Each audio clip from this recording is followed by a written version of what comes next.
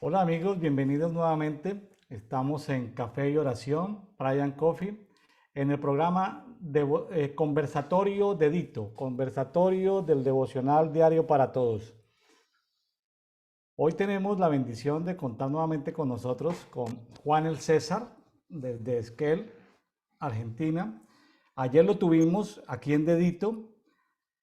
Hoy también tenemos la oportunidad de conversar con él, básicamente de que hoy nos corresponde, según la guía de lectura de la Biblia, Génesis 13, Génesis 14, Génesis 15 y los primeros 26 versículos de Mateo capítulo 5. Mi estimado Juan, muchas gracias por estar nuevamente con nosotros. Ya hoy es 5 de enero, este 2023 va rápido, hermano. Empezó y ya vamos en el 5. Sí, vamos teniendo también muchas novedades espirituales porque en los primeros días del año marca al año, ¿no? Hay una costumbre acá en el campo de los primeros 12 días equivale un día por mes. Entonces depende cómo estén esos días y va a ser el año. Ya recuerdo, mi mamá lo decía también en su pueblo natal, que era muy agrícola, en Colombia. Le llamaban las cabañuelas, no sé, cabañuelas, si el nombre le suena, ¿No? cabañuelas. Bueno, Juan, ¿qué temperatura tenemos allá en Esquel? Están en verano, ¿no? Estamos en verano, digamos, estos días de fiesta estuvo muy lindo, muy despejado. eh, Temperatura agradable, pero por ahí hay que tener, como ahora que tengo una campera, es decir, a veces está lindo, a veces no, depende el día. Es una zona, estamos pegados a la montaña, hay nieve todavía, pero en el lago se disfruta mucho, las cascadas, ¿Cuántos grados de temperatura tienes hoy en la ciudad de Esquel y ahora debe aproximadamente? estar haciendo 28 grados. Ah, está caliente. ¿Sí? Pasa que las casas se mantienen frescas, como están preparadas para el invierno, tienen todas doble pared, depende de la casa, pero tienen ladrillos huecos y van muy aisladas. Entonces en verano se mantienen frescas y en invierno se mantienen calurosas. Caliente. Qué bueno. Bueno, mi estimado Juan, eh, en el día de ayer, algo que estábamos platicando era Esquel como ciudad refugio para sanidad de los profetas. Así que si usted, amigo que nos escucha, es un profeta y tiene asuntos pendientes por resolver, allí hay una ciudad que se llama Esquel. Esquel, donde el Señor puede sanarle las heridas, a veces. Y me estaba acordando de eso ahorita, Juan, porque de pronto me adelanto un poquito, pero es sin querer queriendo, como dice, porque vamos a leer en Mateo 5, dice el 5:12, alegrados y gozados por vuestro galardón es grande en los cielos, porque así persiguieron a los profetas. Y yo digo, eso lo podríamos leer en la actualidad, Mateo 5:12 en lenguaje presente. Alegrados y gozados, pues vuestro galardón es grande en los cielos, porque así los persiguen, así los pueden perseguir a los profetas. Entonces, estaba pensando, Juan, que de pronto nos están escuchando profetas lastimados, heridos, o con asuntos pendientes por resolver en su vida. Eh, no creo que exista, Juan, una asociación, es decir, que exista una institución receptora de profetas heridos o clínica de profetas heridos, pero ¿qué recomendaciones le haría usted a las personas que nos están escuchando? Gente profética, lastimada, herida, con procesos por resolver. ¿Qué pueden encontrar allá en Esquel en caso de que Primero, Dios los lleve a Esquel? sí, digamos, obviamente que si es profeta, tienen un direccionamiento de Dios. ¿Sí? Claro. A veces el tema es que nos desenfocamos de lo que Dios quiere decir y queremos por nuestra cuenta solucionar los temas. Y hasta que no aprendamos a depender de Dios, la cosa no va a solucionarse bien. Primera de Corintios 10:13 dice, no nos ha sobrevenido ninguna prueba que no sea humana, pero fiel es Dios, quien nos dejará ser probado más de lo que podéis. Antes bien, juntamente con la prueba, proveerá también la salida para que podráis soportar.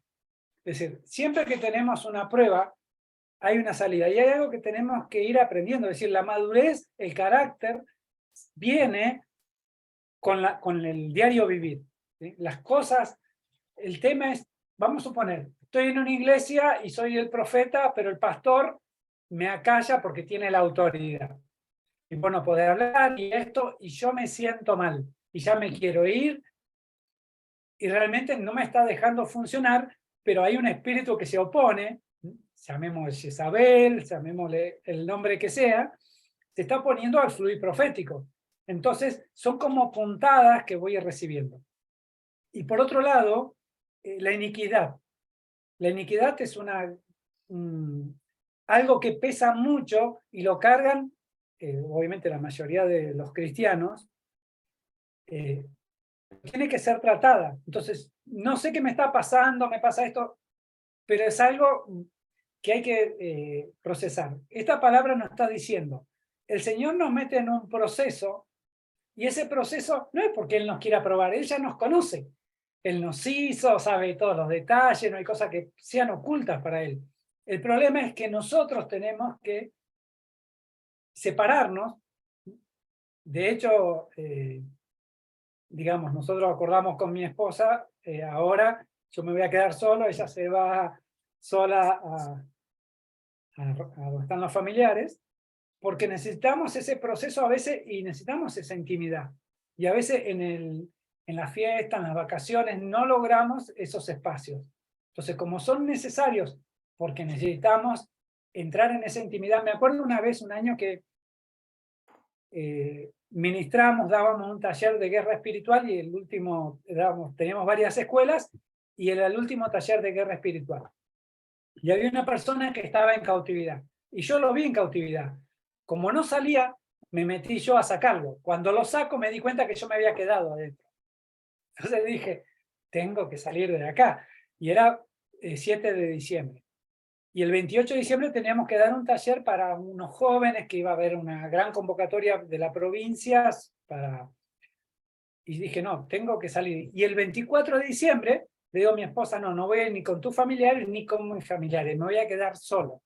Y me quedé solo desde las 8 de la noche hasta las 11 más o menos, que el Señor me trajo la revelación, y me da una palabra en Jeremías, el último capítulo, donde dice que estaba Joaquín, si yo lo asumiré como Juan, estaba preso y vino el rey y lo sacó y le puso la vestidura, y era el día 25 del mes 12 en la Biblia. Entonces el Señor hasta con fecha me dijo, yo te saco de acá. Entonces entendí que me había sacado. Entonces a veces los procesos pueden ser, como en este caso, individuales, a veces ni sabemos de qué se trata, pero el Señor lo sabe. El Señor nos va a poner, porque todo esto es para crecimiento, yo tengo que madurar, y tener el carácter implica procesamiento y estar dispuesto a morir. Si no estoy dispuesto a morir, a arrepentirme, a cambios de hábitos, costumbres, no voy a salir, la prueba va a seguir y el enemigo me va a seguir golpeando por un lado o por otro. Los mayores daños vienen desde la misma iglesia. Y la falta de identidad, porque si yo no tengo identidad me van a decir algo, ¡ay, me dolió lo que me dijo! Me dijo el otro desde su herida, desde lo que opera en él. ¿Por qué me tiene que hacer mal? Si yo sé quién soy, a mí no me tiene que afectar nada, es un problema del otro que lo tiene que resolver. Claro. Eh, Bueno, muy bien, Juan. Pues muchas gracias, Juan, por compartir. Hoy vamos a ir un poquitico de pronto con más velocidad porque sabemos que tienes ocupaciones, pero bueno, vamos con Génesis 13, 14 y 15. Bien. Hoy vamos a ir rápido para ir no entrando tanto en detalles. Bueno, Génesis 13:1, obviamente que le decimos a los oyentes que lean lo que estamos hablando, lo lean y va a tener una mejor perspectiva. Nosotros vamos tocando como puntos.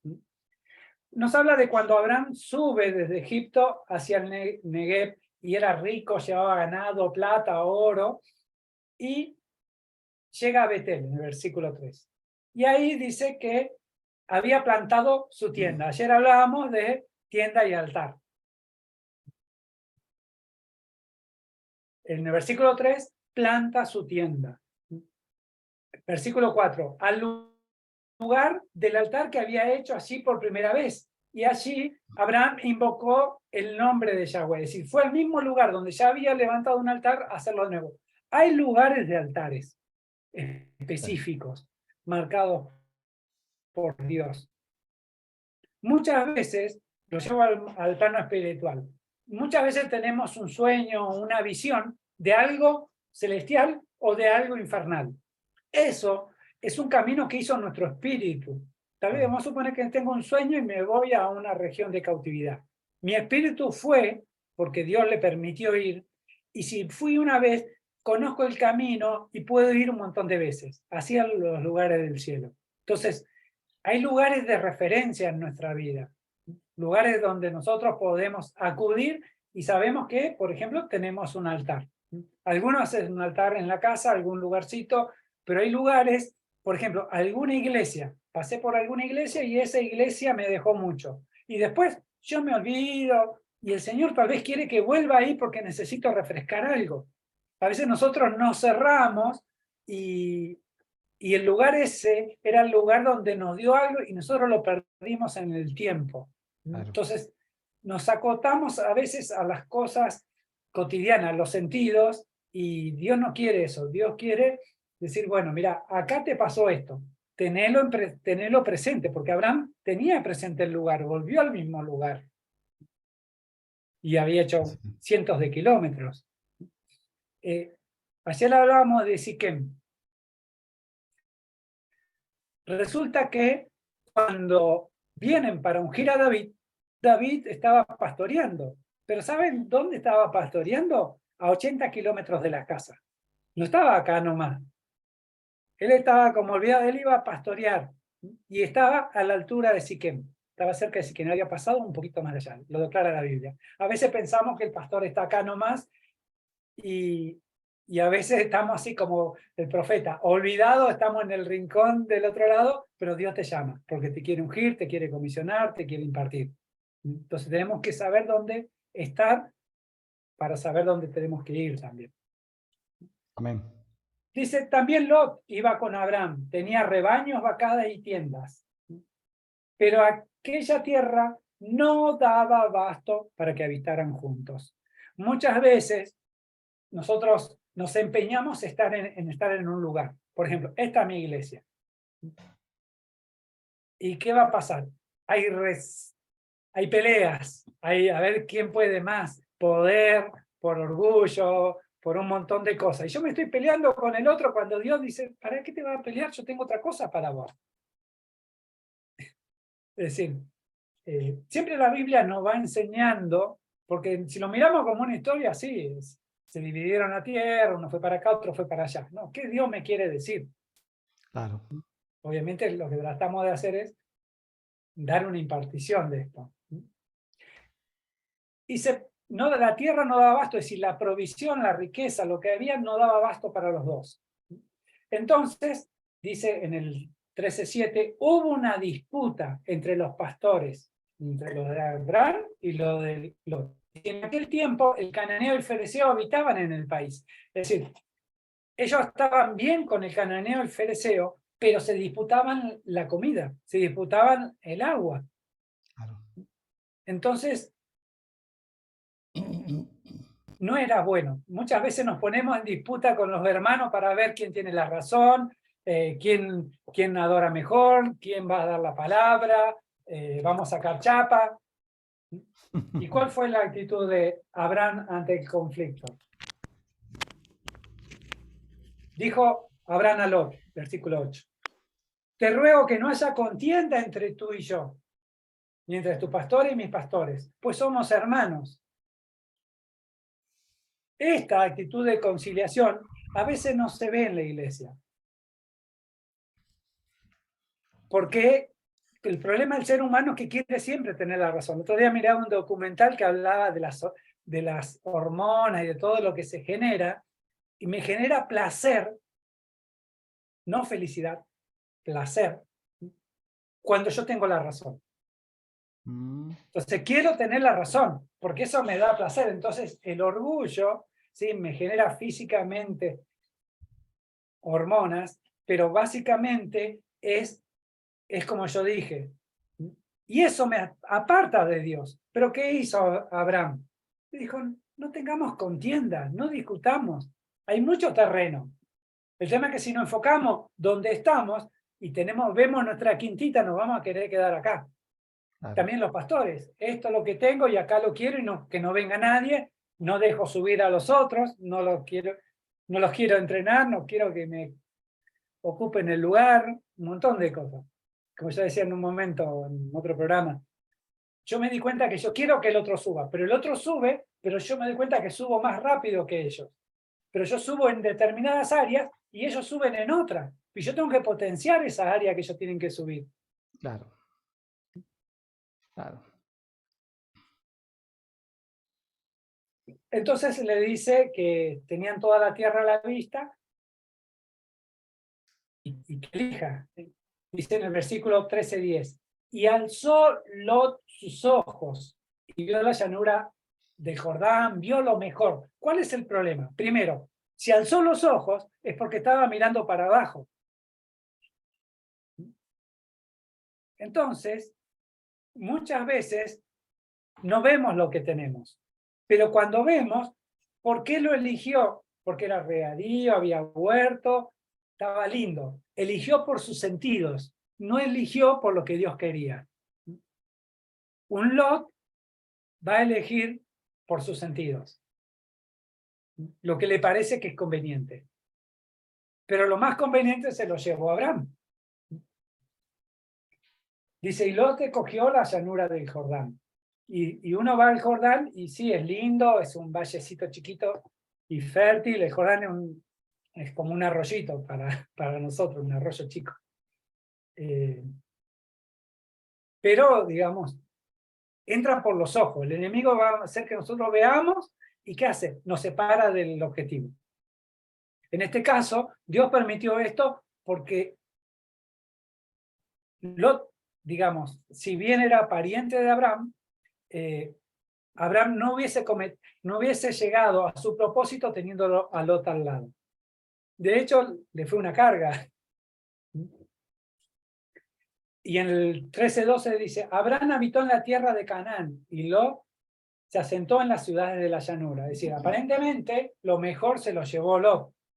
Pero Sí. la gente de Sodoma era mala y pecadora, en gran manera contra Yahweh. Es decir, él eligió el lugar que a la vista era verde, pero espiritualmente era malo. Muchas veces nos metemos en lugares que aparentemente son buenos, pero espiritualmente no los podemos pesar porque estamos mirando con los sentidos. Claro. Cosas que compramos que aparentemente son inofensivas, cosas que hacemos, personas con las que nos relacionamos. Nunca los pesamos espiritualmente. ¿O qué quiere Dios? Ah, está bueno esta beta y me mando. Y el destino, después vamos a ver que Lot termina con consecuencia por elegir ese lugar. Claro.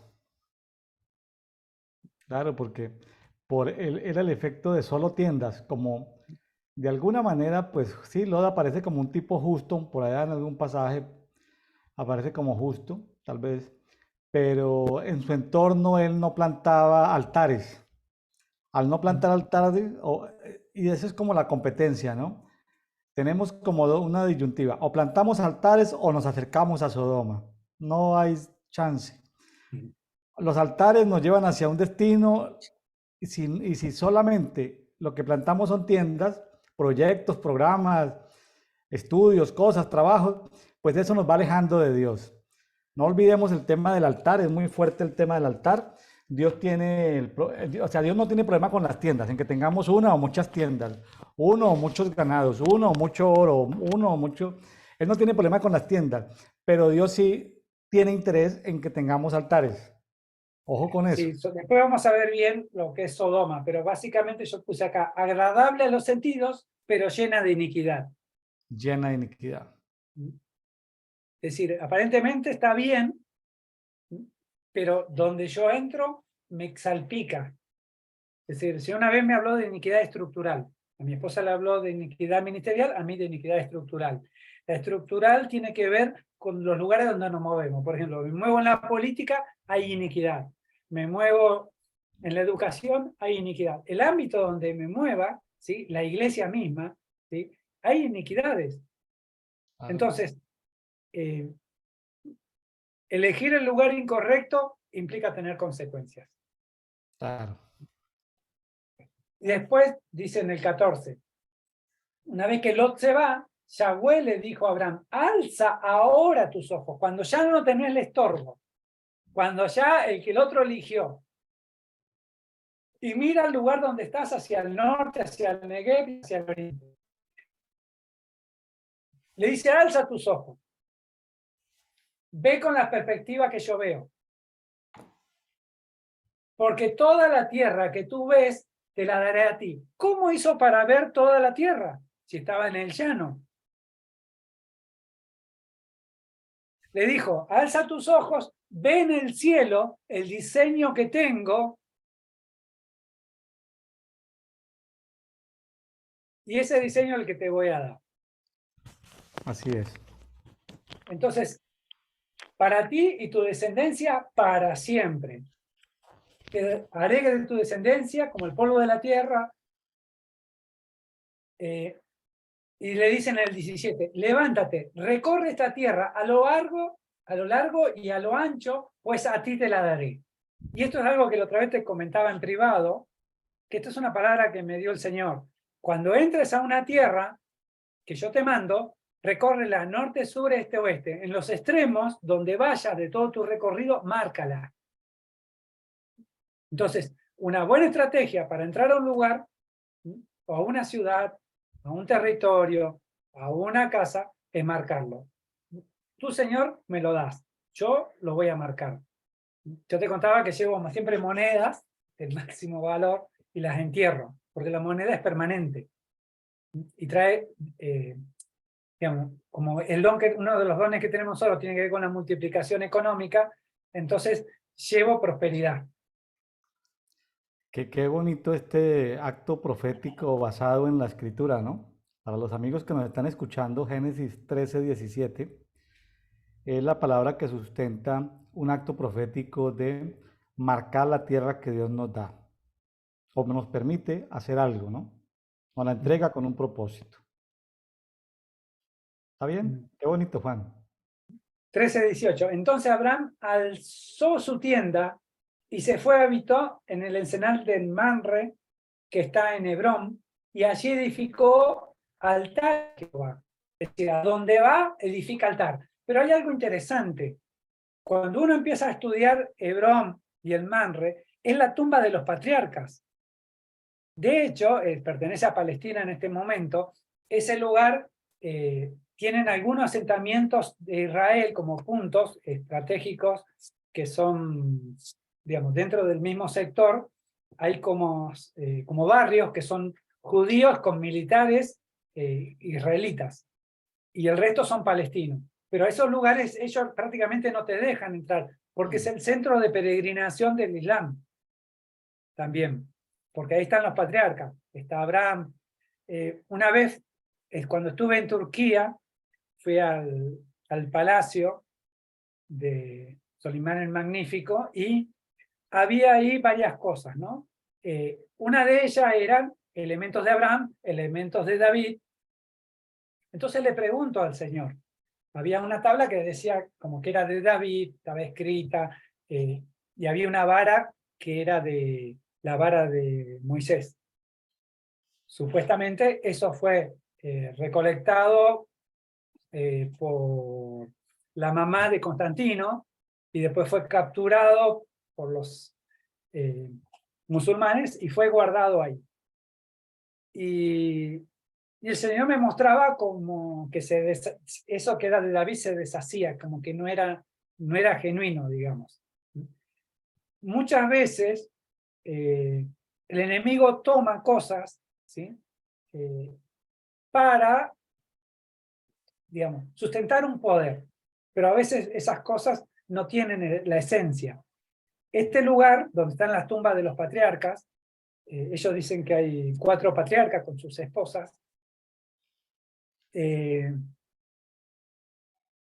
lo tienen como un lugar de mucha veneración, pero ese lugar es un lugar de matanzas, porque hubo muchas matanzas afuera en la calle, revueltas, es un lugar manchado de mucha sangre. Entonces a veces nos agarramos de cosas, y lo quiero llevar al ámbito nuestro, nos agarramos de cosas que nos sirvieron, que fueron experiencias, que fueron buenas, o cosas que nos sirvieron como rituales en un culto, y las seguimos manteniendo, y cuando Dios dice, no, esto ya está, esto es parte del pasado. Terminan siendo objetos sin ningún valor, ningún peso, ninguna esencia. Aparte, a veces ni siquiera se sabe. Por ejemplo, uno va a Santiago de Compostela y teóricamente están los restos de Santiago, el apóstol, pero no son los restos de Santiago. Una tradición que tienen las iglesias católicas es agarrar los huesos de los santos y los llevan y hacen un ritual en las iglesias principales de las ciudades y ponen en el altar huesos enterrados de santos. Entonces está consagrada, pero no solamente con eso, sino con la esencia del demonio que estaba dominando sobre esa persona. Claro. Por ejemplo, ahora estamos viendo en estos días la muerte del Papa que estaba antes. Y hay un cambio de dinastías. No sé si se acuerdan, en el 2014 hubo el encuentro de 4 papas. Había 2 papas vivos y 2 papas ya muertos. Hicieron como un encuentro, una reivindicación para potenciar, digamos, para potenciar la Iglesia Católica. Entonces, hay eventos que hace el enemigo y cosas que toma para tener poder. Ellos creen que con esto tienen mayor poder. Por ejemplo, tomando Jerusalén, el templo, el lugar donde estaba el templo, creen que tienen mayor poder. En realidad, todo lo que pasa es porque Dios lo permite para que la iglesia entendida haga lo que tenga que hacer, para que proféticamente se activen un montón de cosas. Entonces, a veces le tenemos miedo, uy, este hace este trabajo de brujería, uy, hace este lo otro. ¿Qué quiere Dios? Esa es la pregunta. Bueno, Así es. vamos al otro Génesis 14. 14.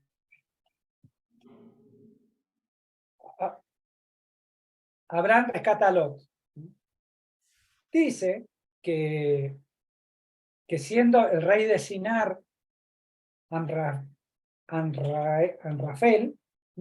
Anrafel significa el que anuncia una oscuridad. El que anuncia una oscuridad. Siempre es bueno cuando tenemos muchos nombres en la Biblia o cuando tenemos hechos, ver dónde aparece por primera vez. Por ejemplo, queremos ver la palabra avestruz. Tenemos que ir a ver dónde aparece la primera vez para ver el contexto que tiene la Biblia. Acá que hay una guerra de varios reyes, tenemos que ver el primero y por qué lo pone. Podemos hacer un estudio de todos los nombres. Yo pensé que no daba el tiempo para hacer mucho, entonces medio que acoté. Pero esto es importante, es decir, que el primer rey, que es de Babilonia, de Babel, está el de Elam, digamos, el de Goshim, el de Lazar, este que tiene que ver con Babilonia, es el que anuncia una oscuridad.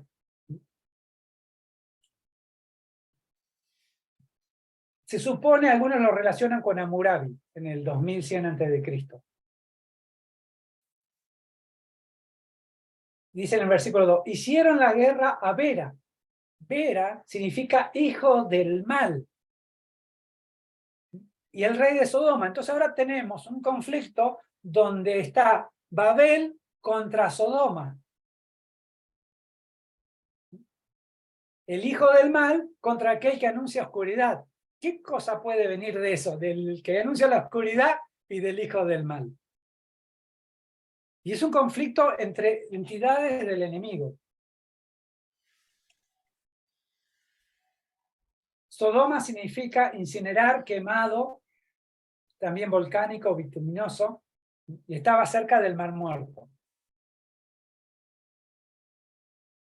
En Ezequiel, voy a leer Ezequiel 16, habla de Sodoma, 16:49, mira, este fue el delito de tu hermana Sodoma. ¿Qué es lo que hizo Sodoma? Soberbia, hartura de pan y gran ociosidad tuvieron ella y sus hijas, pero no extendió la mano al pobre y al menesteroso. Se ensoberbecieron delante de mí y cometieron abominaciones, por los que la quité de en medio cuando lo vi. Sodoma, acá dice la Biblia, aclara que tiene que ver con la soberbia. Porque uno generalmente lo relaciona con sodomía, con lo sexual, con la perversión. Dice hartura de pan.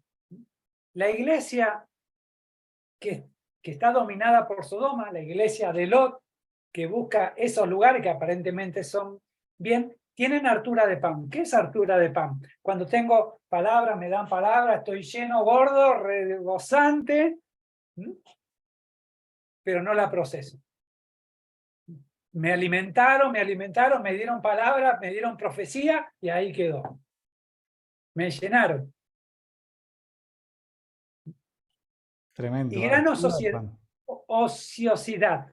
Es decir, alguien que no hace nada. Dios me dice, mirá, tenés esta palabra profética, no la activo. Tenés esto, tenés que sanar esto, tenés que arrepentirte, no hago nada. Eso es Sodoma. Es un sistema de injusticia, porque parece Sí. que tampoco no fueron misericordiosos con la gente necesitada. Se olvidaron de lo que tenían que hacer. El Señor siempre nos habla de que atender a la viuda, al huérfano, al extranjero. Y se quedaron ellos comiendo. Es decir, cuando uno se imagina un cura que lo ve gordo así, comiendo y que él se alimenta. Es decir, la imagen de muchas... A veces uno es gordo por fisonomía, ¿sí? Pero es una comparación de lo que es Sodoma. Dice que en el versículo 3, se unieron en el valle de Sidín, que significa planicie, que es el mar de sal, es decir, donde está el mar muerto. Se unieron, bueno, todos para pelear. Dice en el 14:8. Entonces salieron el rey de Sodoma, el rey de Gomorra, salieron todos y se prepararon batalla contra ellos en el valle de Sittim. Es decir, todos los reyes se prepararon. En el 14:9 dice 4 reyes contra 5. Es decir, hay una confrontación espiritual de oscuridad contra oscuridad, tiniebla con tiniebla. Dice, y el valle de Sittim estaba lleno de pozos de asfalto, y al huir el rey de Sodoma y el rey de Gomorra, cayeron en ellos, y los que quedaron huyeron hacia la montaña. Es decir, fueron tomados presos los de Sodoma. Entonces tomaron todos los bienes de Sodoma y Gomorra y todo su sustento y se fueron. Es decir, perdió el rey de Sodoma y fueron saqueados. Y dice en el 12, y acá viene lo importante. Y tomaron a Lot, sobrino de Abraham, y sus bienes y se fueron con él que habitaba en Sodoma. Es decir, él no solamente se conformó Lot con la planicie que tenía, sino que se fue a vivir al lugar de perdición, al lugar de pecado. Al lugar donde se hartaban de pan y estaban ociosos. Estaba en el lugar equivocado. Sí. Se lo llevaron porque, digamos, todo tiene consecuencias. Si hacemos las cosas mal y no somos guiados por Dios, tiene su consecuencia. Pero tuvo su consecuencia para Abraham. Dice en el 13, pero un fugitivo fue e informó a Abraham, el hebreo, pues él moraba en el encinar de Manre. El amorreo, hermano de Col, y el hermano Abner habían hecho un pacto con Abraham. Es decir, él, con los habitantes de la zona, había hecho un pacto y estaba en armonía. Esta palabra el Señor nos dio una vez que tuvimos que hacer una guerra. fuimos a la pampa y nos dio esta palabra para que cumplamos.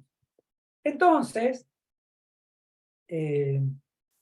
nos dio todas las estrategias. Dice en el 14, cuando oyó Abraham que su pariente había hecho cautivo, movilizó a 318 de sus partidarios, nacidos en casa, y los persiguió hasta Dan.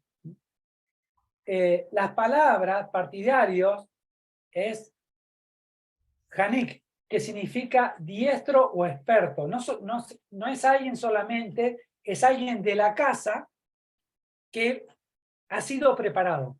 No llevó cualquiera. Y la palabra descendientes significa adiestrado, instruido, entrenado, que es Hanak. Es decir, llevó a alguien entrenado para hacer eso, pero de su casa. Con esta palabra el Señor nos llevó, dijo, tienen que ir con alguien de la casa.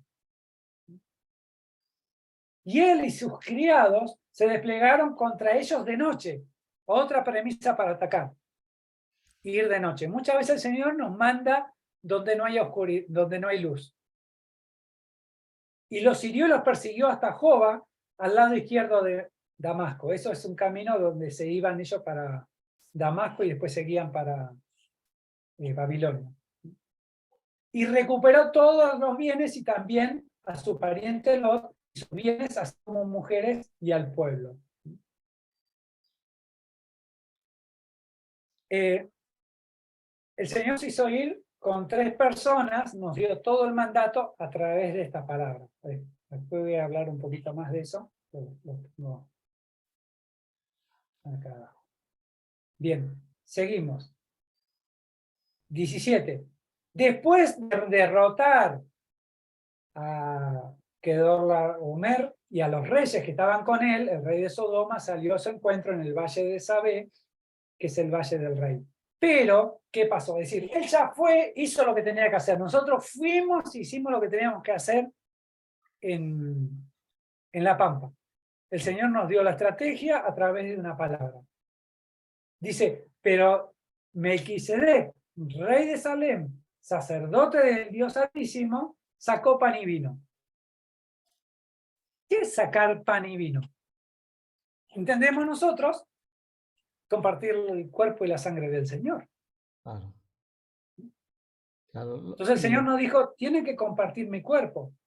Rey de Salem es el rey de paz, que habíamos dicho en la transmisión pasada, el mismo Jesús.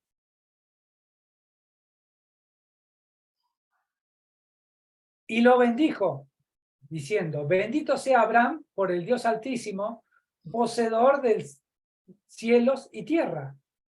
Es decir, que hay varios cielos. Y bendito sea el Dios Altísimo quien entregó a tus adversarios en tu mano. Es decir, todo lo que hizo Abraham fue consecuencia de lo que hizo Lot. Fue al lugar equivocado y habitó en el lugar equivocado. Abraham fue movido a traer a su sobrino. Dios le dio la victoria. Él reconoce y Dios le está diciendo, yo te entregué a tus adversarios. Es decir, lo único que hiciste fue obedecer, hacer esto y cae el enemigo delante tuyo. Porque estás en sujeción a Dios. Si vos no estás en sujeción a Dios, terminás como un Lot. Si estás en sujeción, vas a recuperar todo, hasta lo que perdió el otro. Lo de tu familia. Vamos a poner, tenés un Lot en tu familia, tu hijo, tu hermano. Él puede estar equivocado, pero Dios te va a dar herramienta para recuperar a él y todo. ¿Y qué hizo? Le dio el diezmo de todo.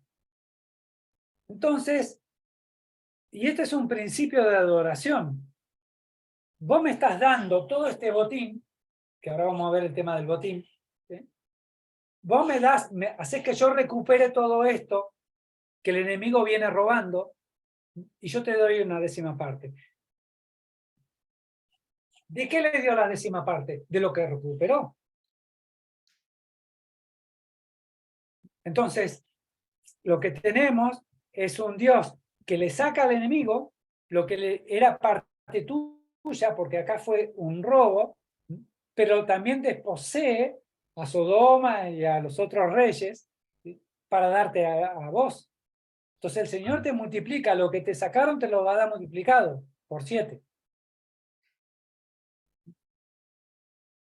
Y Abraham entendió que de todo lo que era de él, la batalla, le dio los adversarios, porque no es solamente con el diezmo, nosotros pensamos que estamos dando dinero o estamos dando alguna cosa.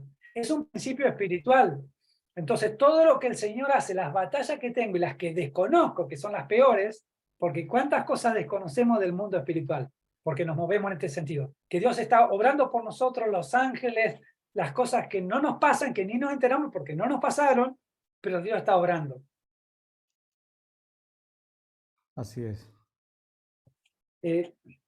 Dice, entonces el rey de Sodoma, que había sido el vencido, dijo a Abraham, dame las personas y toma para ti los bienes. Cuando nosotros fuimos a La Pampa, una de las entidades era Don Bosco. Y Don Bosco tenía un lema.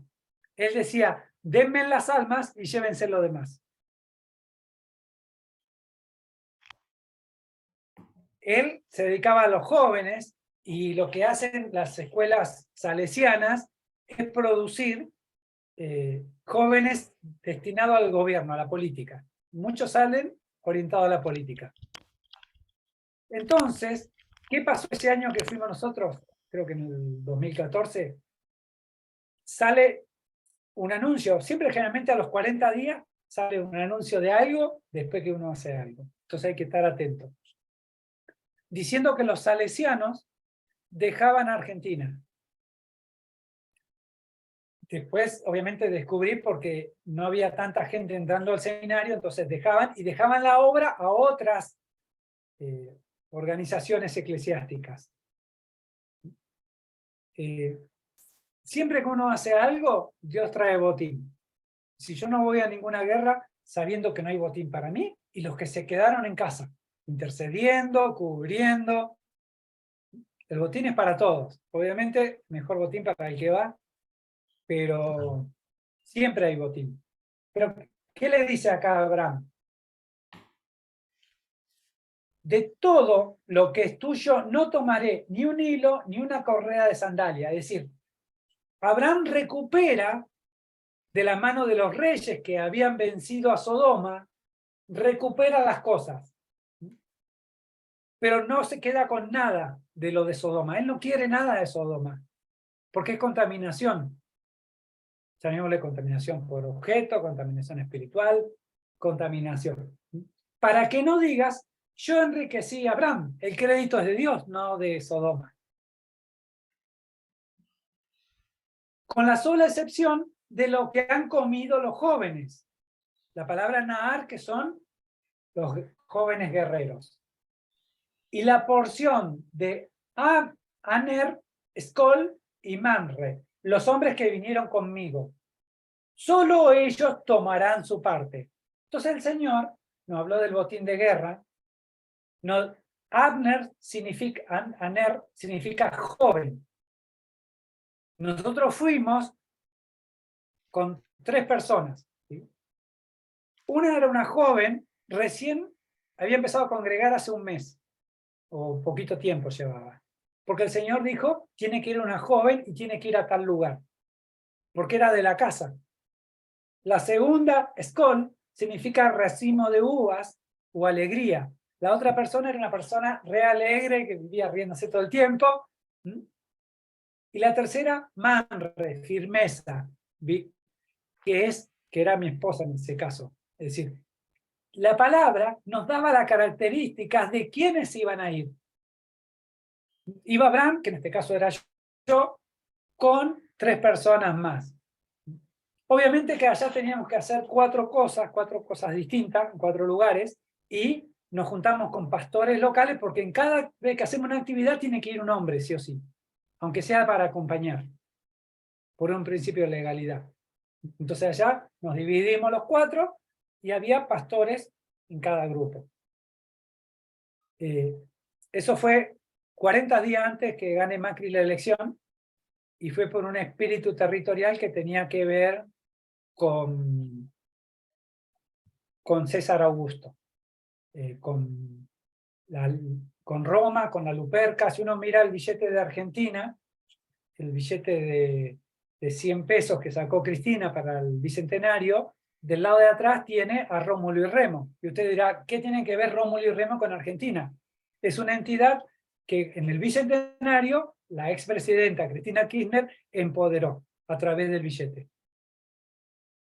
Y ahí dice César Ara Paxis Augustae, el altar de la paz, que en realidad está que tiene que ver con un área de la guerra en Roma, y Augustae con César Augusto.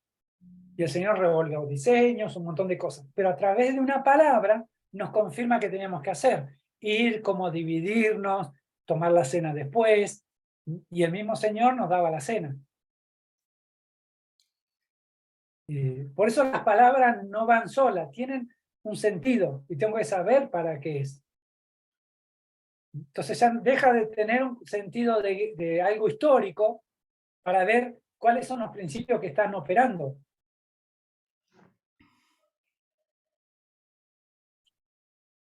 Dice, solo ellos tomarán su parte. El botín de guerra fue para Aner, Skoll y Manfred, los que acompañaron a Abraham.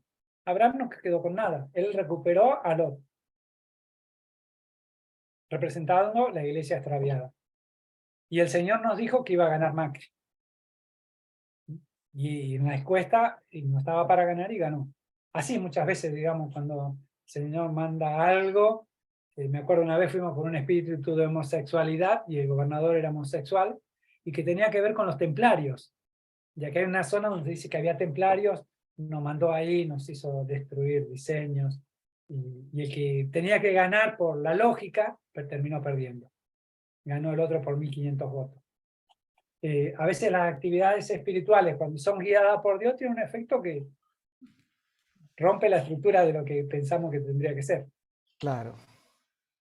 Y lógico para el que lo analiza superficialmente, pero mueve las fichas, mueve el ajedrez de Dios de alguna manera. Bien, vamos al 15.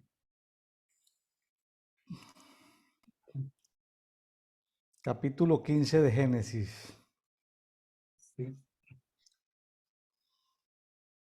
Después de estas cosas fue la palabra de Yahweh a Abraham en visión. Fíjense qué importante, ¿no? Porque Dios nos habla y a veces nos da las palabras en visión, a veces en sueños. ¿Y qué es lo primero que le dice? No temas. ¿Por qué Dios dice no temas? Porque evidentemente Abraham, como habíamos visto, era temeroso. Tenía miedo a lo que hacía lo que va a hacer el enemigo. Y el Señor le dijo, no temas. Yo mismo soy tu escudo y gran galardón. A veces Dios necesita darnos palabra de aliento porque nos desenfocamos. Porque Él puede ser un hombre de fe, pero a veces operan espiritualmente a través de los sentidos, entidades, como yo le decía ayer.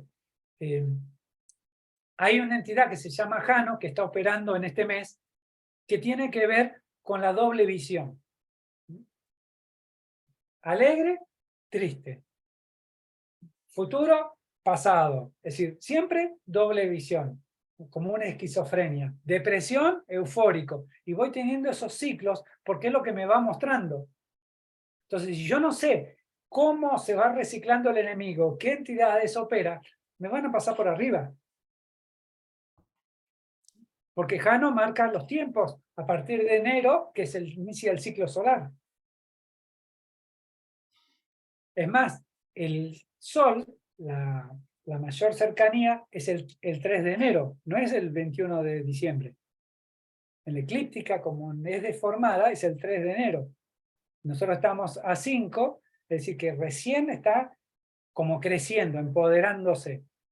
El tema es cuánto nosotros dejamos y nos metemos en los diseños del enemigo. Y le respondió, en el versículo 2, y respondió Abraham, Señor, Yahweh, ¿qué me has de dar?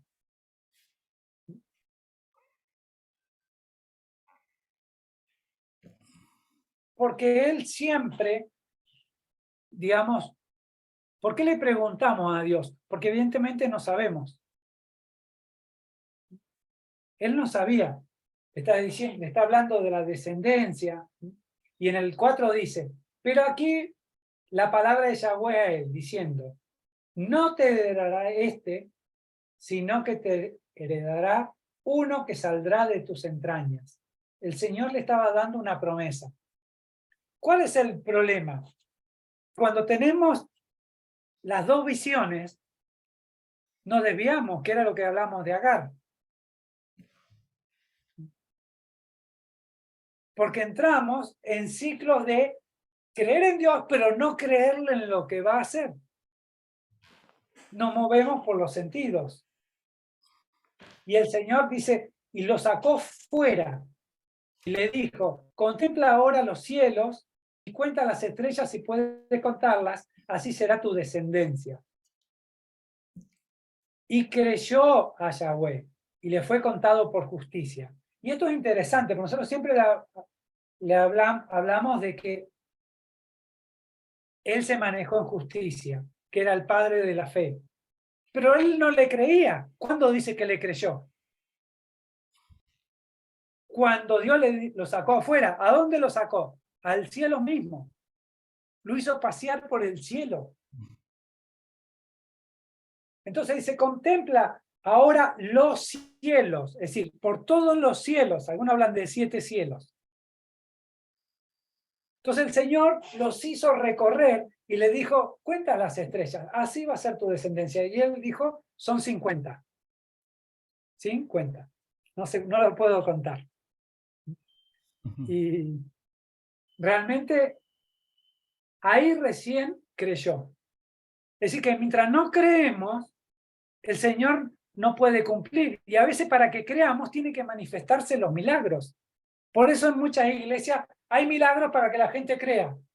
¿Cómo no le creo aunque no vea? ¿Dónde me paro? Entonces, la fe está basada en la experiencia.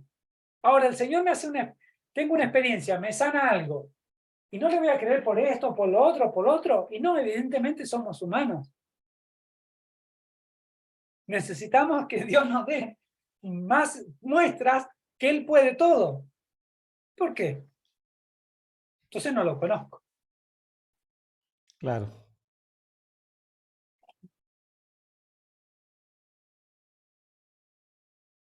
Dice, yo soy Yahweh, te saqué de Ur de los caldeos para darte en posesión esta tierra. Y él le dijo, mi señor, ¿en qué sabré que he de poseer? Él estaba siempre preguntándole a Dios, y esto es bueno preguntarle a Dios. Es bueno preguntarle, Señor, esto no lo entiendo, cómo es, a ver, explícame bien, mejor. Y le dijo, toma para mí una becerra de 3 años, una cabra de 3 años y un carnero de 3 años, una tórtola y un palomino. Y tomó él todo esto y lo partió por la mitad. Esto pasó a ser un ritual. ¿Sí? El pacto con Dios, ¿cómo se hacía? Tengo un animal, lo parto en Dios, lo abro y camino por el medio. Ese era el ritual. Diciendo, Señor, todo, digamos, te doy esto, pero el ritual era, vos de los dos lados estás vos, ¿sí? Y también tu promesa está de los lados. Yo me paro en esa promesa, me paro en la ofrenda, me paro en el pacto.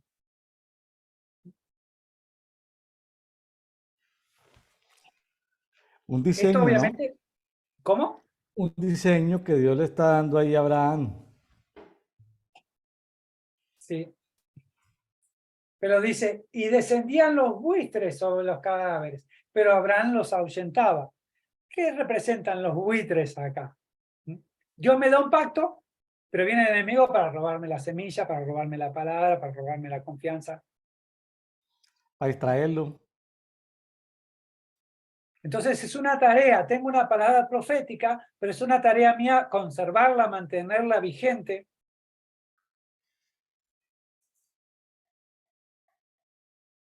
Y estaba por ponerse el sol cuando un profundo sopor sobrevino a Abraham, y aquí el terror de una inmensa oscuridad cayó sobre él.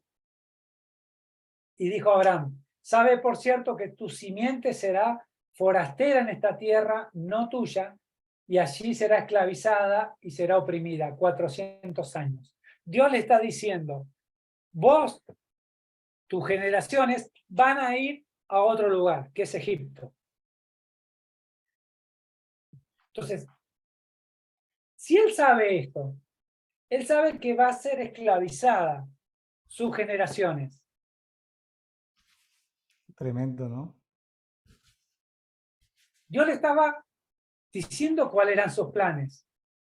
Pero también, también, a la nación que han de servir la juzgaré yo.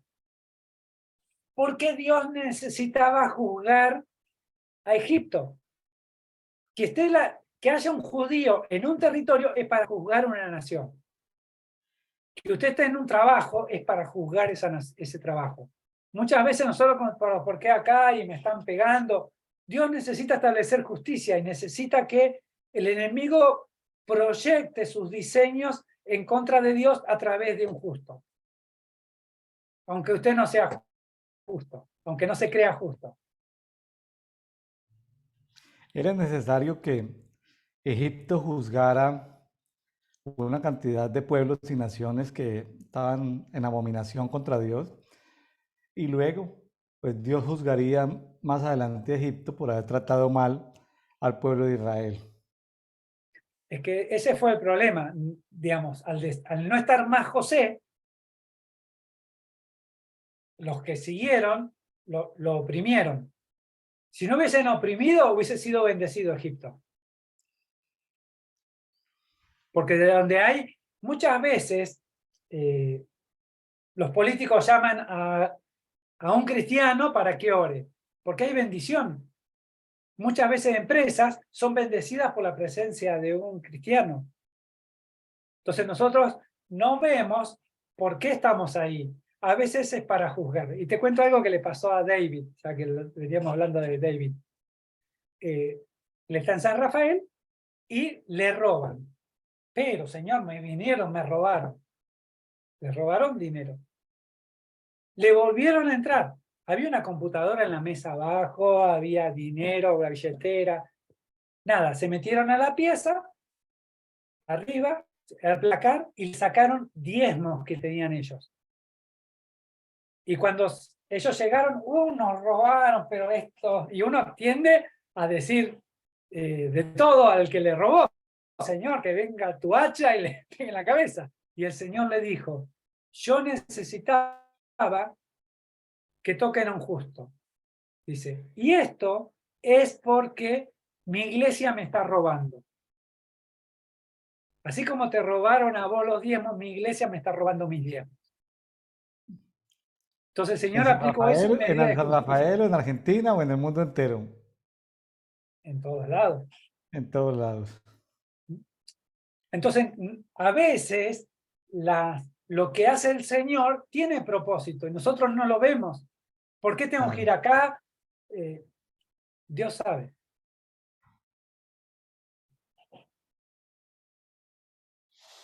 Así Pero es. también a la nación que han de servir, la juzgaré yo. Después saldrán con gran riqueza. Es decir, el Señor se le estaba profetizando. ¿Por qué Moisés tuvo tanto problema para convencer al pueblo? Tuvo que ir con muestras, porque las palabras no se la apropiaron. Generación tras generación se perdió y salieron con mentalidad de esclavos. Por eso tuvieron que quedar en el desierto. Claro. Porque esto lo Esto, sabían ellos. Juan, un dato así cortito. ¿Cómo le parece que tuve invitado en Medellín, Colombia, al arqueólogo bíblico Ron Charles? No sé si te escuchado hablar de él, un famoso arqueólogo bíblico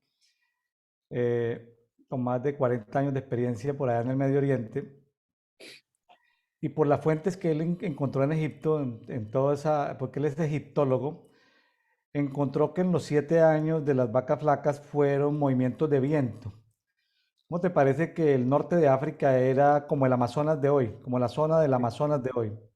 Pero los pueblos eran pueblos muy perversos, practicaban el canibalismo.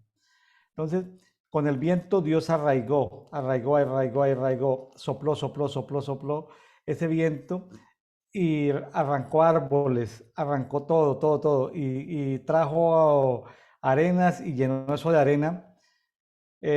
Dios juzgó al mundo con viento y con arena en los tiempos de José. Y se calcula que para ese entonces habían 22, 21, 21, 22 millones de habitantes sobre el planeta Tierra. Y por el alimento que logró embodegar José y que intercambió, porque la gente contra qué cambiaba su tierra, alimento, ya no tenían nada, pues el oro, la plata, pero se les acababa contra tierra. El faraón terminó siendo dueño del 90% de las tierras de los 21 o 22 millones de personas que hay sobre la tierra. Entonces, Dios juzgó a todas las naciones de la época a través de José. Y eso está en papiros y eso está en los museos de Egipto, pero un hombre de Dios se dio a la tarea de investigar todo eso. Y eso no está en la Biblia, eso no está en la Biblia, ese trabajo que hizo Dios en cómo juzgó Dios las naciones. Entonces, Dios necesitaba que fuera un justo allá, o sea, descendencia de Abraham, porque Dios necesitaba juzgar a las naciones desde allá, ¿sí?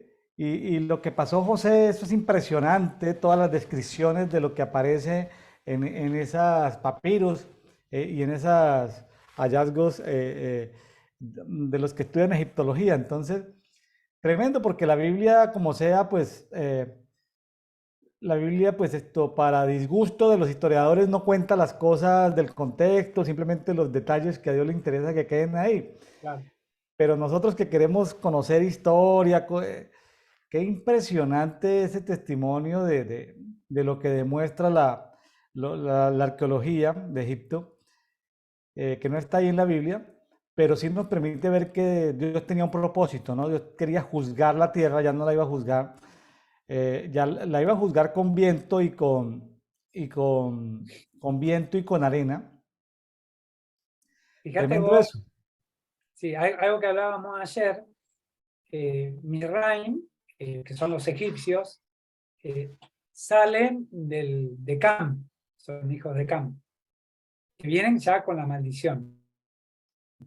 Pero con Ismael salen los actuales musulmanes, que son todos, y como que ellos invadieron y se terminó toda la generación de egipcios propiamente dichos, para venir a una generación de más de ismaelitas.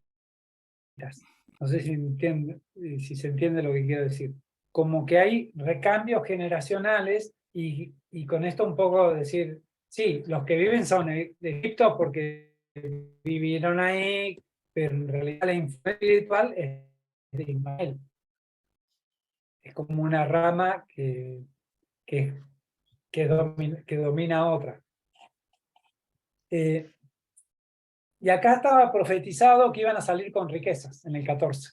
No solamente que iban a estar 400 años, sino salir con riquezas.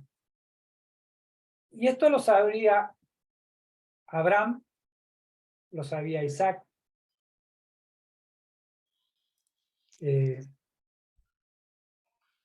Juan, quiero llamar la atención sobre un pasaje que dice aquí, que lo estuve hablando con Juan Varela en otro contexto, lo que dice en el 15:13, que habla de, perdón, en el 15:12 habla de, he aquí el terror de una intensa oscuridad cayó sobre él.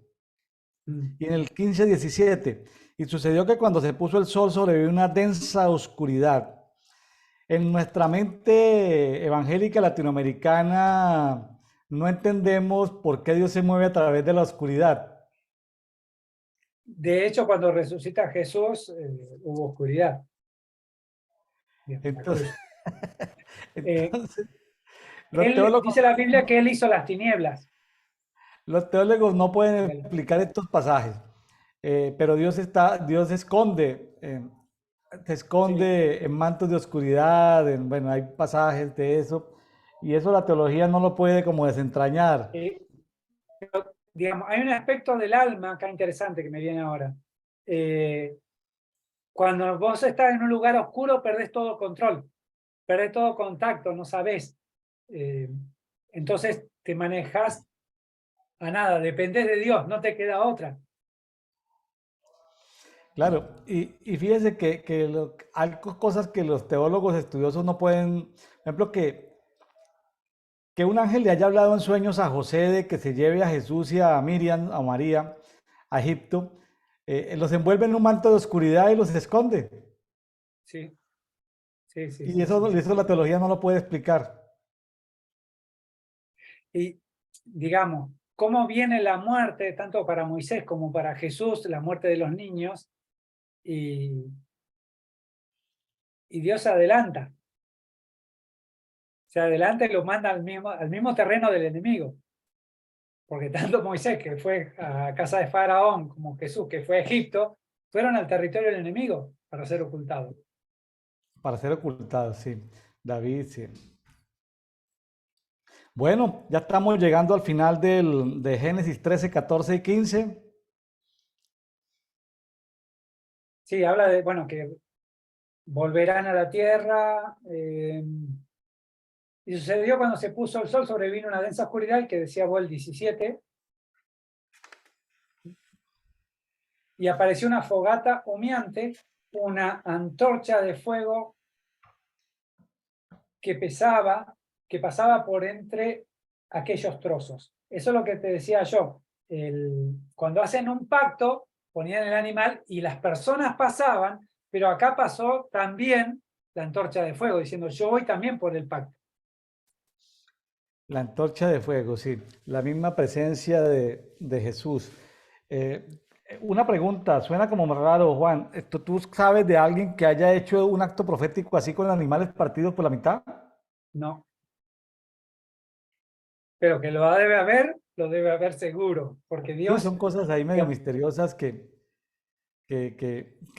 pues, preguntas que salen porque pues, yo lo que pasa no es que tengo. nosotros vivimos en un ambiente occidental y por ahí tomamos eso más como un trabajo de un chamán, un Sí, trabajo de otra cosa. Entonces, yo creo que la iglesia no lo hace porque no tiene revelación. claro, y sí, estoy de acuerdo contigo y debe tener un significado los 3 años, debe tener un significado la becerra, la cabra, el carnero, la tórtola, el Sí, palomino, todo eso tiene un significado profético. Cada acto profético tiene elementos detallados que necesitan ser escudriñados y bueno, eso a ver, y tiene que ser la revelación de Dios para cuando quiere hacer algo específico con alguien en alguna parte del planeta, ¿no? sí, y dice, digamos, cuando hace el pacto con Abraham, diciendo que le dará la tierra, le dice cuál es la tierra, pero le dice quiénes son los enemigos que van a estar. Dios da todos los diseños. Acá Abraham sabía que iban a estar 400 años en Egipto, que iban a salir con riquezas. El problema es que no hubo una transferencia generacional de mandato. A veces nosotros nos quedamos con la palabra profética sin entender que Dios es Dios generacional. Y creemos que esas cosas se van a cumplir solamente en nosotros. Claro. Y aquí Dios reveló algo diferente al pecado y a la iniquidad. Dios reveló la maldad, ¿no? Dios juzga la maldad en ciclos de 400 años. Una Sí, maldad es diferente porque la maldad tiene que ver con el imperio, con los reinos. Allí eran todos esos pueblos de Canaán, que eran los que Dios había maldecido en la 10.ª generación. Y ya estamos hablando de que Isaac es la 21.ª, Jacob la 22, los 12, los 12 tribus son de la 23 y, y la 24 es esto, Efraín y Manasés, ¿no? Pero bueno, entonces estamos como en esa. Se me ocurría, Juan, yo no sé, usted qué dirá.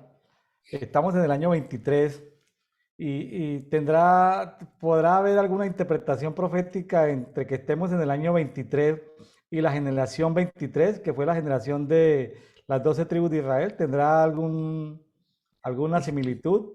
No sé, pero bueno, Dios tendrá que revelar. Yo creo que es un año de transición este 23, un año de posicionamiento de la iglesia en muchos aspectos, pero creo que es un año de transición preparando para el 24. Y el 24 Eh, es la generación de Efraín y la generación de Manasés, y es doble fruto, ¿no? El 24, Doble ¿no? fruto. Doble Eh, fruto. Entonces, por ejemplo, estamos. Venezuela, que tiene que ver con eso, Colombia también, eh, son países que necesitan un despertar, obviamente que depende de la iglesia. Eh, como que Dios en este tiempo está llamando a la iglesia a mayor entendimiento para la cosecha. Porque todos hablan de cosecha, hablan de tiempo, avivamiento, pero tiene que empezar en la casa. Juan, una pregunta. ¿Sería correcto, es decir, es correcto decir lo que tú acabas de decir, despertar de la iglesia? ¿Sería un poco más preciso, decir, más que iglesia, que puede ser interpretado como tanta cosa, Sí. decir un despertar del remanente? ¿Sería mucho más preciso? Bueno, vamos a El ver. remanente siempre está despierto. Sí, sí, sí. El tema es este. Hay llamados, ¿sí? Obviamente la iglesia es todo. Va a tener gente que va a hacer rituales equivocados, que va a apuntar para el lado equivocado, creen en Dios a su manera. Por ejemplo, la iglesia católica. Un fiel que va a la iglesia católica no deja de ser hijo de Dios, Dios lo ama igual, un testigo de Jehová, un mormón, es decir, gente que Dios ama, y incluso hay muchos que no congregan, pero son parte de la iglesia de Dios. El tema que hay gente, que llamémosle remanente, que son los que se tienen que posicionar en gobierno. Dios no necesita multitud. Cada uno va a tener un propósito y hay gente que tiene ese propósito de levantarse para establecer los diseños correctos, para establecer la adoración, para establecer, digamos, lo que Dios quiere hacer en cada temporada. Entonces, está en aquellos que funcionan en lo apostólico y lo profético, y divido apostólico y profético, porque ¿qué entiendo yo? Lo profético tiene que ver con la voz de Dios, con lo que Dios está diciendo y con lo que voy a decir, pero lo apostólico tiene que ver con una acción concreta, porque muchas veces vamos a hacer un acto profético, y en realidad por muchas veces está haciendo un acto apostólico. Claro. Lo apostólico tiene que ver con impartir algo, hacer algo concreto, con autoridad. Lo profético te dice, mira, va a pasar esto. Y el apóstol dice, se declara esto, se hace esto, punto. Se establece, más de Se establecer. establece. Bueno, Juan, Entonces, si le parece sí, bien, nos vamos a Mateo 5 porque el tiempo, yo sé que vamos, usted tiene el tiempo limitado. Vamos a sí. a Mateo capítulo 5. Empieza con el sermón del monte. Ujú. Lo primero que dice en el versículo 2, cuando él subió, eso está cerca de Capernaum, es un lugar como un vallecito así que tiene montañitas de los dos lados, entonces uno se puede parar en un lugar y tiene, digamos, todo el mundo lo puede escuchar ahí. Y hay una iglesia en este momento, digamos, el enemigo usurpa los lugares Eh, claves. Y me llama de la acuerdo. atención que dice, y abriendo su boca les enseñaba. ¿Por qué tiene que aclarar la Biblia abriendo su boca? Es como algo redundante. Sí, sí, sí. Eh, Quiere decir que él estaba enseñando de lo que él recibía para poder sacarlo. Claro, claro. No enseñaba cualquier cosa. Y Sí, empieza sí. con las bienaventuranzas, que muchos empieza diciendo, bueno, los pobres de espíritu. Entonces cada bienaventuranza tiene que ver con algo. La primera tiene que ver con los que se humillan en el espíritu. La palabra es Shefal Ruach, el Ruach, el soplo del espíritu. Un espíritu humillado significa un espíritu dependiente de Dios. que es diferente del Gebak Ruach, que es el orgullo del espíritu. Un espíritu orgulloso se separa de Dios. Un Claro. humillado se alinea con lo que Dios quiere. Entonces voy a hacer la voluntad de Dios. Lo que hago es doblegar mi alma, mi voluntad, para hacer lo que quiere Dios.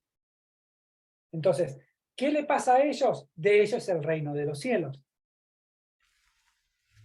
Ujú. Los que lloran, la palabra es penseo, que significa afligirse. Los que están afligidos, tristes, lamentados, dice, ellos serán consolados. La palabra para consolar es paracaleo, que significa llamar cerca. Aquel que está triste, Dios lo llama. Vení, acércate a mí.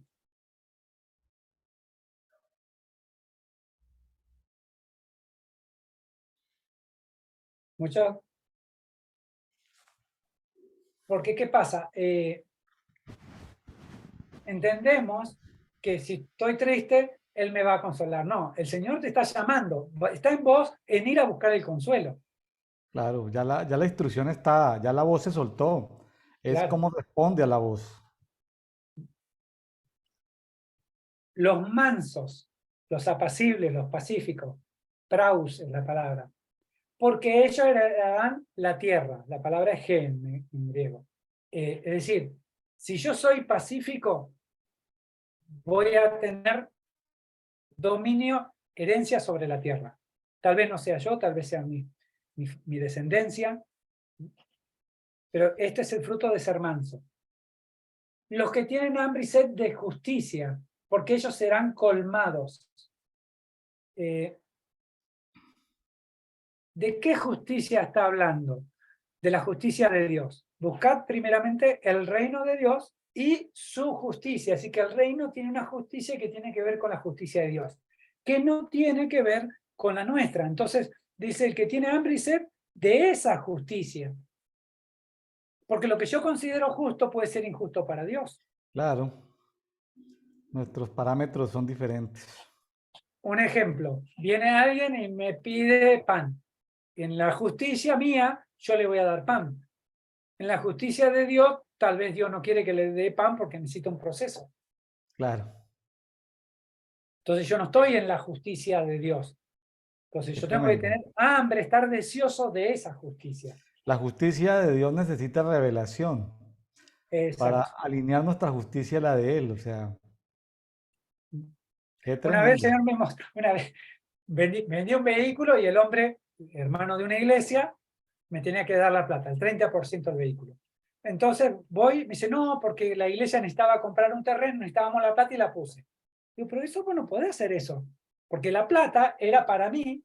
En todo caso, me llamás, me preguntás, entonces yo te iba a decir, bueno, voy a orar a Dios, y Dios no iba a tener problema, porque es para la obra. Yo no tengo problema con la plata, no necesitaba la plata, pero vos tenés un problema con la justicia, porque yo avanzo escalones, la justicia me hace subir escalones, pero Claro, con una acción injusta bajo un montón, claro, tremendo. porque vos te paraste en tu criterio. Claro, Por ejemplo, esa misma persona le dijo, tuvo 5 años juntando plata para tomarse vacaciones.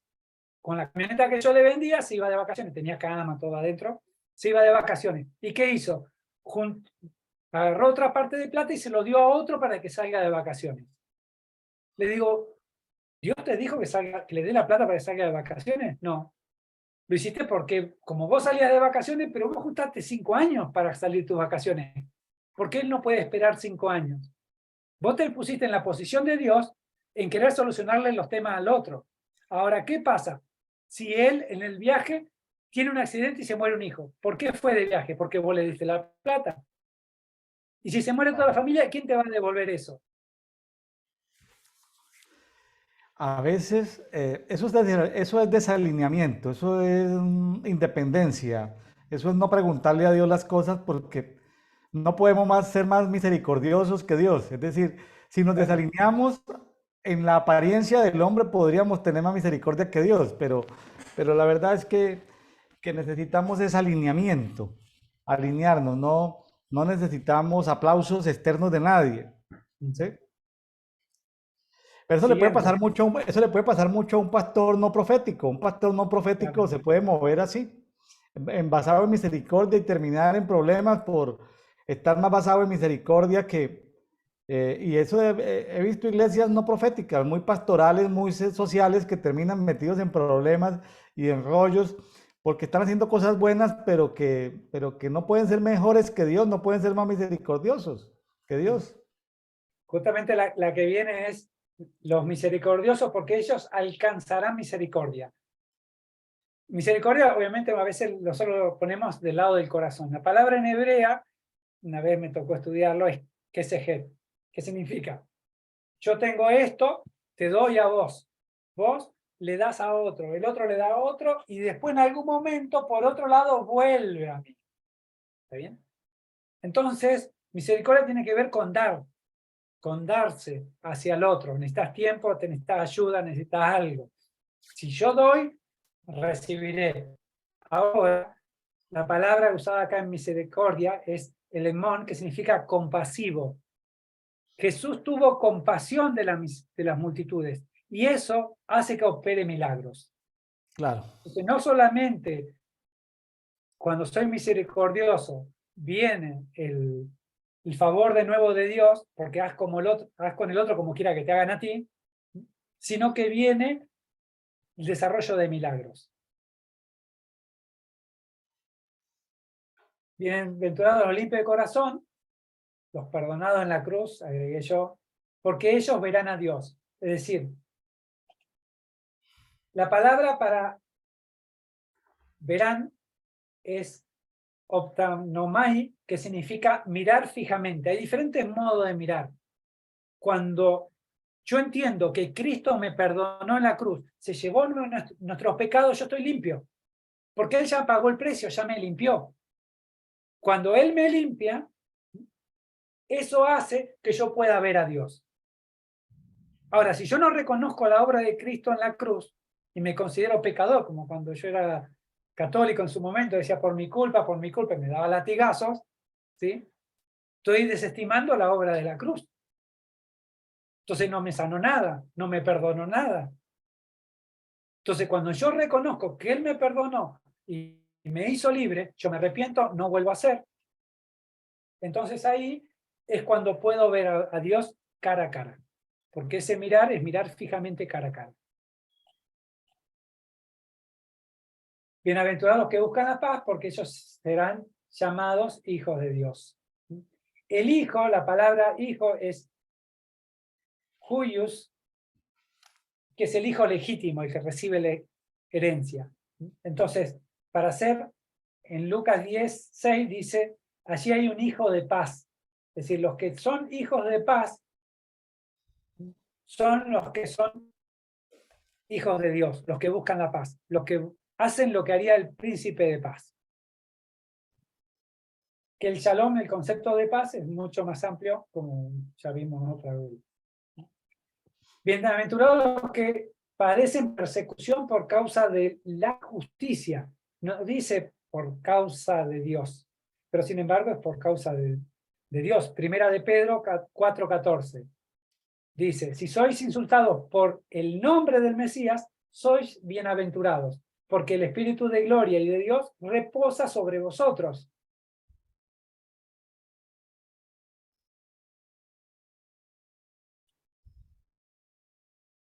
Bueno, voy a ir un poco más rápido, voy a saltar cosas. Bien, si somos vituperados, obviamente tenemos un galardón, porque somos vituperados a causa de Él. Vamos a hablar un poco de la sal. Esto es súper trillado, todo el mundo dice somos la sal de la tierra. La palabra sal es jalás. Y en esto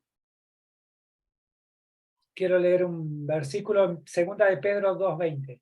Dice, ciertamente, si luego de haberse casi escapado de las contaminaciones de la edad presente, por su unción íntima con el Adón y libertador, Yeshua el Mesías, enredándose otra vez en aquellas son vencidos, su postrer estado viene a ser peor que el primero.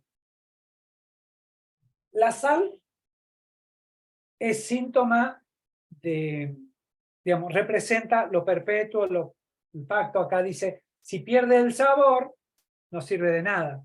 Entonces, si nosotros somos sal y dejamos ese estado de ser aquel que preserva todo lo que representa la sal, el estado posterior siempre va a ser peor que el primero. Y vimos muchas veces, ejemplo, una persona que tiene un nivel, se alinea con Dios, empieza a subir de nivel, pero decide alejarse de Dios y baja al primer nivel. Y el enemigo sabe que es peligroso. ¿Qué va a hacer? Va a hacerlo descender a un estado peor. Porque dice, este sabe subir y yo no lo quiero. Entonces, nosotros como sal, no debemos ser pisoteados ni echados fuera. Si tenemos una condición de luz, tenemos que mantenerla. Porque es peligroso decir, soy la sal y no soy la sal. O soy la sal y después dejo de ser, pierdo el sabor, pierdo la condición.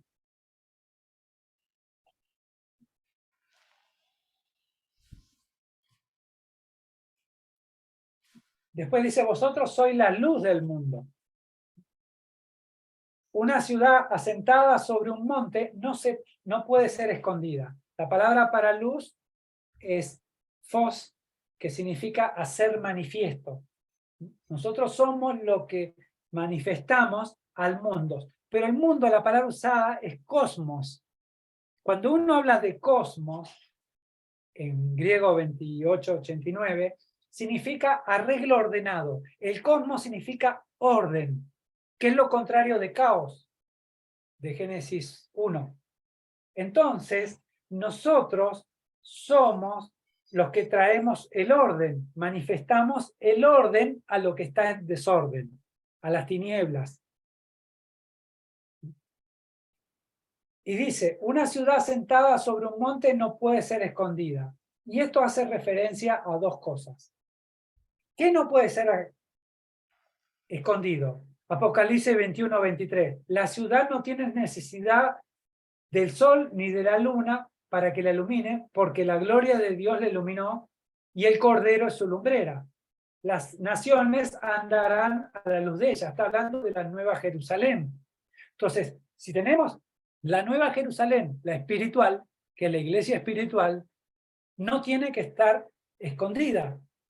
Pero por otro lado, hablamos del orden y del caos.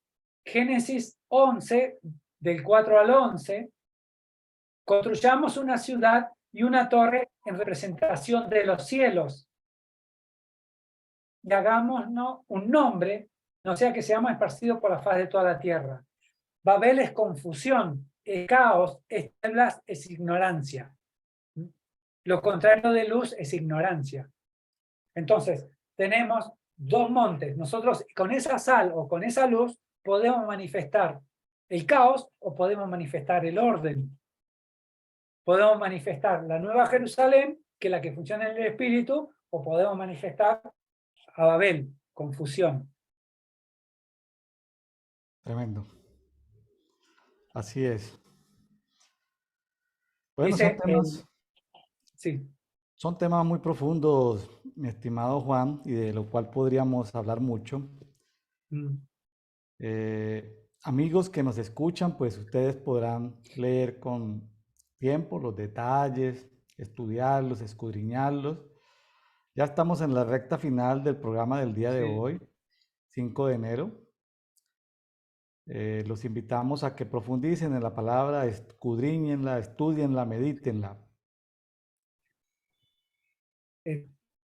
Podemos avanzar un poquito, así voy a ir rápido. Sí, un poco dale, tarde al trabajo. Mateo 5:14 en versión código real.